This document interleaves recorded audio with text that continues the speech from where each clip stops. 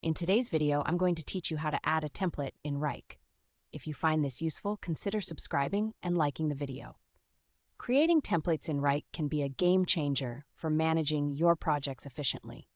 Not only does it save time, but it also ensures consistency across your tasks. So let's dive in, step by step.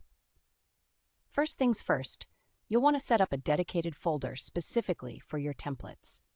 Log into your Wrike workspace and right at the root level, create a folder named Templates. This will serve as a central hub for all your project templates.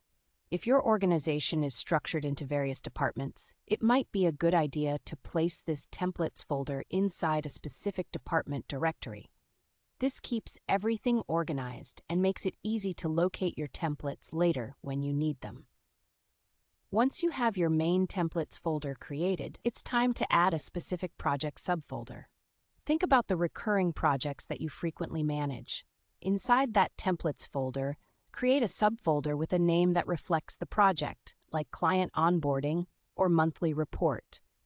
This will make it easy to identify the purpose of each template when you look at them later. Now that we have a subfolder, the next step is to build out all the project tasks.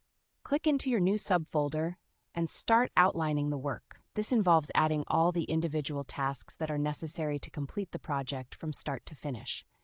Take your time with this. Think about everything you typically need to do for that project. Once you've got the tasks outlined, it's vital to set task durations and link dependencies.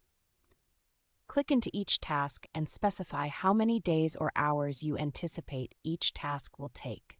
If you have tasks that are dependent on one another, make sure to link them properly. This ensures that once the template is duplicated for an actual project, the scheduling flows smoothly.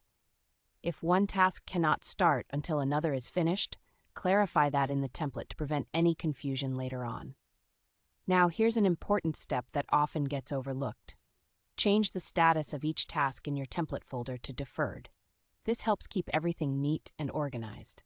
By doing this, you prevent these template tasks from showing up on your active team calendars or in tracking dashboards before you actually copy the blueprint for a live project.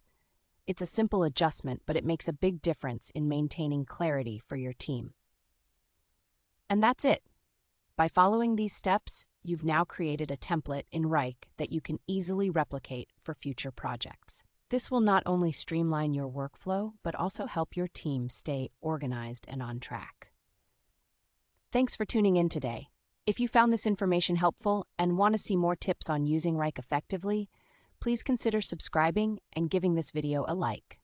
Happy project planning, and I'll see you in the next video.